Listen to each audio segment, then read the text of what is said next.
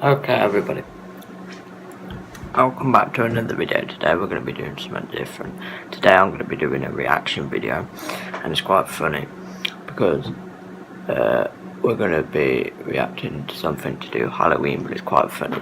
It says here, as you can see, True Pizza Delivery Horror Stories. Bar load of shit, but we're going to watch it anyway.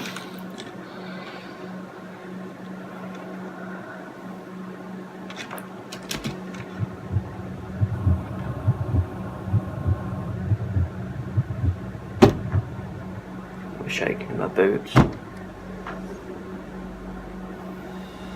I was out doing a delivery one late night. It was probably the longest drive I have ever taken for a pizza delivery. From the pizza place I worked at, it was a 20-minute drive, which isn't too crazy out where I live. Plus, they ordered 4 large pies, 20 so minutes I figured it was a party and I for would get a a much pizza bigger drive. tip. If that's the longest drive you've Navigating done, the dirt roads then you're a lazy was ass. always annoying though. I pulled up to the given address. It was some old, sketchy-looking building, literally in the middle of a forest clearing. There were no cars parked anywhere, or any lights on. I put my car in park and called my boss.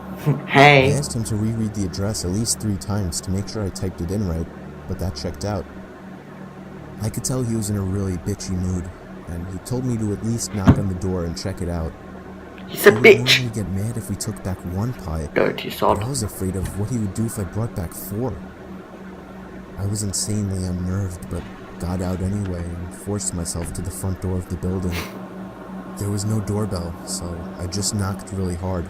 Oh, and that's such hard work I to heard nothing knock a door. and It's, didn't really expect to hear anything. I was extremely disappointed, not because nobody answered the door, but because I was realizing that it was all a waste of time and gas. Hey, you get free pizza, I alright? knocked one more time out of desperation, and then began to hear some kind of rustling noises from inside of the building.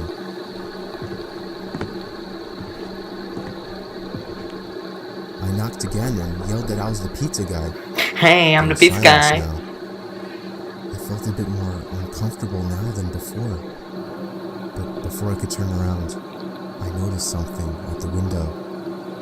There was someone looking through the window. I couldn't tell if it was a man or a woman.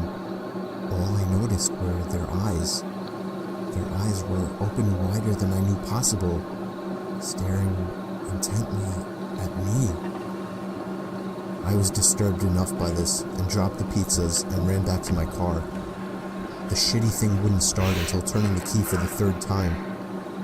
I drove off the grass and back onto the dirt road, but I felt the car rocking about, shaking and bumping. Well, yeah, that's what cars do, innit? I didn't make it far from the building before I started hearing a sharp scraping sound coming from outside. There was so much resistance that I couldn't even drive. The car came to a stop.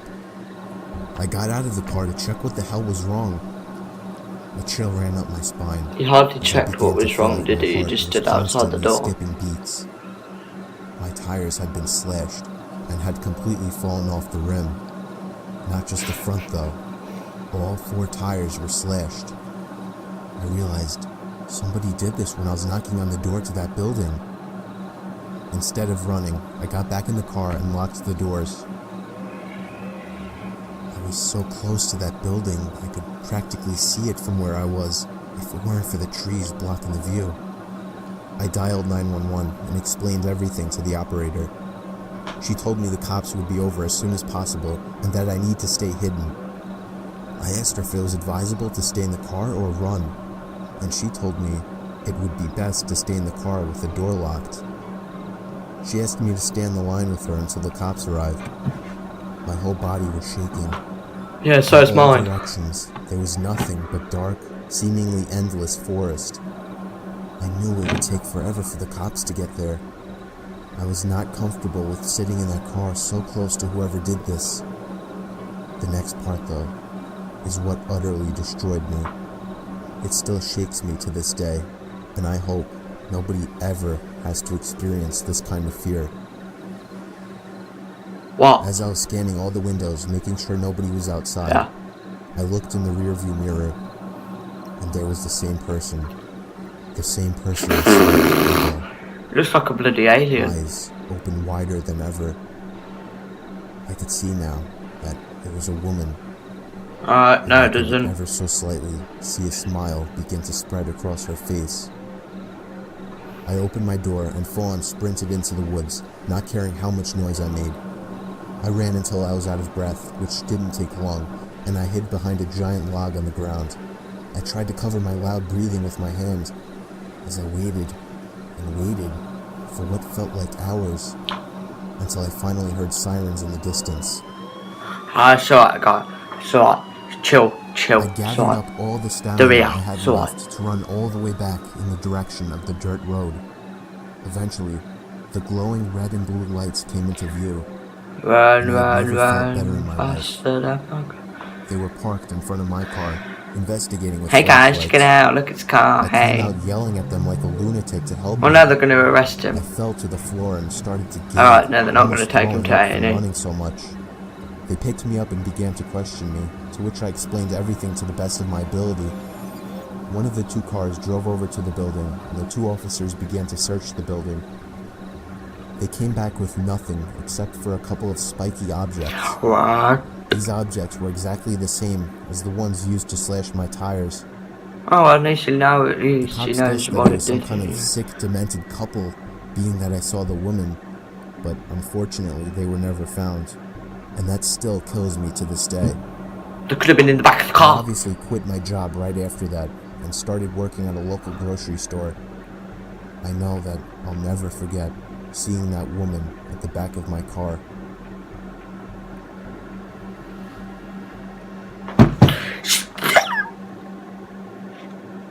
She's right behind ya.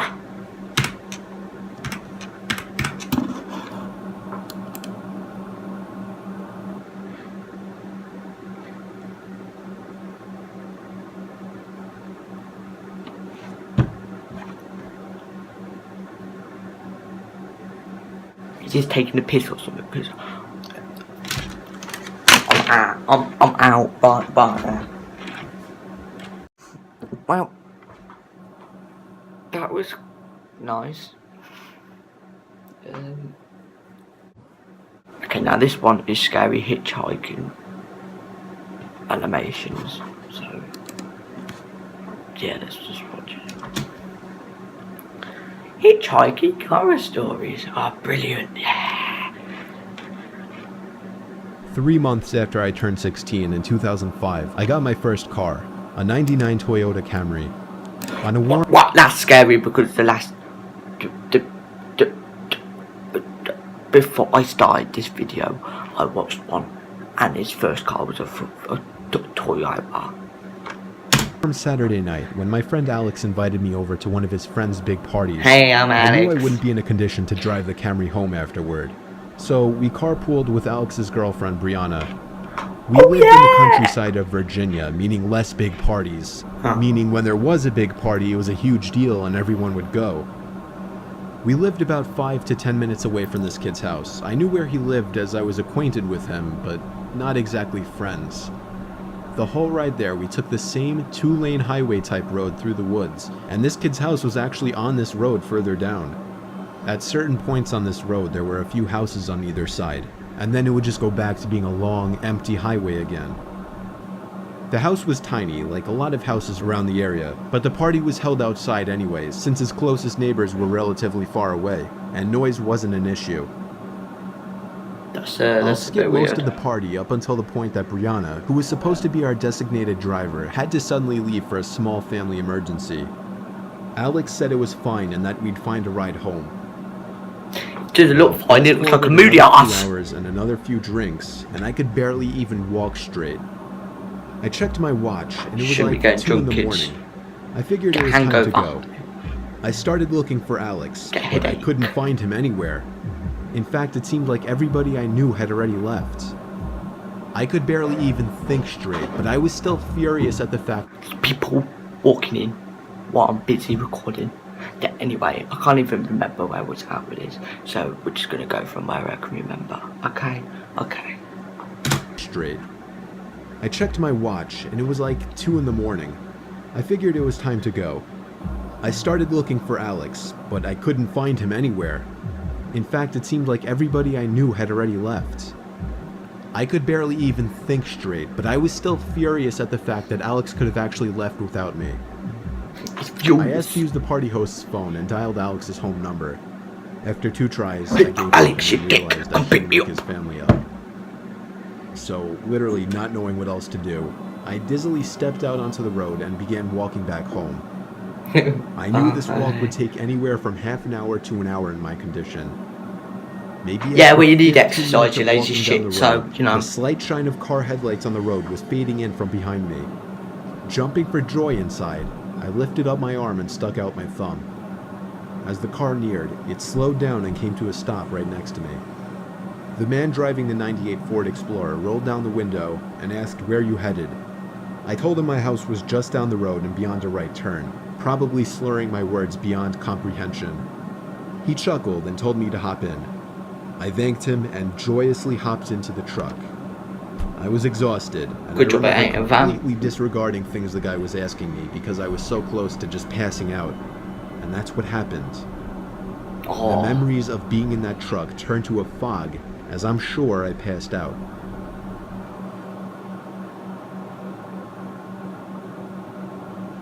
The next thing I remember, I woke up still in the moving truck.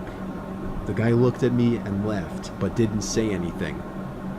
I looked around and realized the road we were on wasn't familiar. I nervously asked, where are we going? where are He we? then said, so what were you doing out this late anyway? Not his dad. As the man answered my very straightforward question with another irrelevant question, the sobering reality of the situation hit me. You can let me out anywhere, I told the man. You can let me out The anyway. man Yeah, I'll responded just walk with a home, firm yeah. no. I felt like throwing up as he said that. No, Open the window, I then. really actually felt like I was going to throw Yeah, up. open the window. I started to gag as I felt more and more nauseous by the second. The man took his eyes off the road to look at me, I'll die. and that's when I thought of the perfect distraction. I turned in his direction as I continued to gag, and he started to kind of lean away and slow down the car. Don't, no, keep away. Thankfully, I drank as much as I did because I finally threw up and made a point of doing it all over the man's lap. That's just The man yelled in disgusting. frustration and stopped the car, and that's when I took it upon myself to run for my life into the woods and duck behind a few bushes. The man came following into the woods with a flashlight, and on 2 separate occasions, he shined the light straight over me without noticing. Eventually, I heard his footsteps walk even further into the woods past me. That was when I ran back to his truck, but unfortunately, he was smart enough to lock it.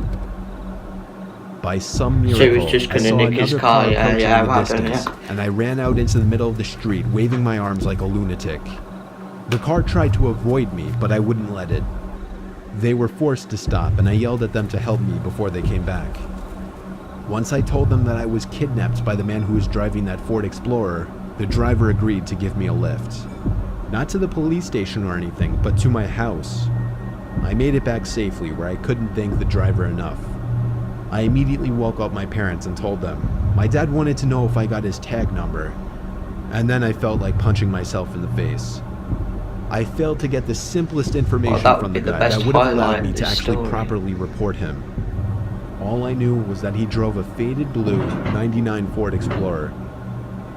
I made sure to give Alex a piece of my mind, and part of me always held a grudge against him ever since, just for abandoning me at a party without telling me. Why didn't I you haven't just seen stay him in at his 4 house? years now, however, and this was actually the first time I even thought about this incident for almost a year now.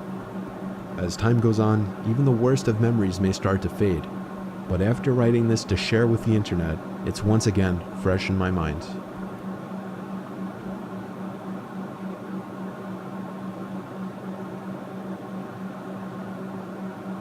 Oh.